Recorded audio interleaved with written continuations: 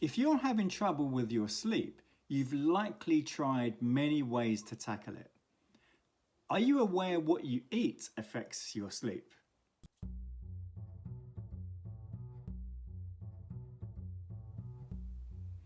Many thousands of years ago, humans rarely had exposure to sweetened foods. Food was scarce, there were many famines, and agriculture was not yet a thing.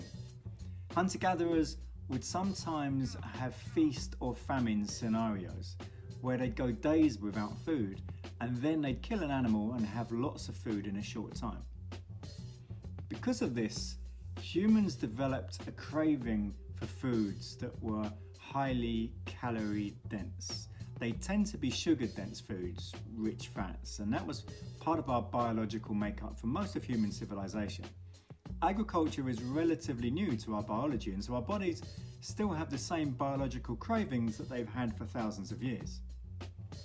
The problem is now it is extremely easy to find sugar dense foods, and most of us eat far too much of it, much more than our physiology can metabolize. We can now consume more fast-acting carbs in one meal than our ancestors would have consumed in a lifetime, and our bodies have not yet evolved to deal with that. We don't have sensory feedback to handle this because it wasn't anything that ever happened before. Therefore, it's so easy to stuff ourselves with sugary foods, and when eating an enormous meal that is particularly sugar dense, there is no signal in the body to let us know the damage that has been caused eternally.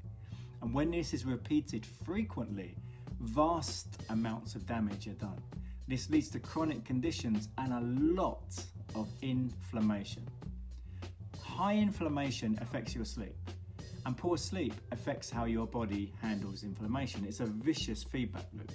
The quality of your sleep and the consistency of your sleep affects how your metabolic system functions. When you're in this feedback loop, it's very easy to spiral down with worse and worse outcomes. No one wants to be unhealthy. The reward is not worth the penalty. Eating lots of desserts will cause issues. That is simply a matter of time. But those issues affect not only weight, they can lead to many chronic conditions, reduce your physical levels of activity, making people more sedentary.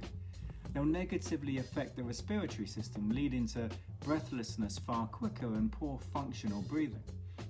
And high amounts of inflammation play havoc with the immune system and can play havoc with sleep. I help my clients create habits that result in better nutrition and sleep. If that sounds of interest, please do get in touch.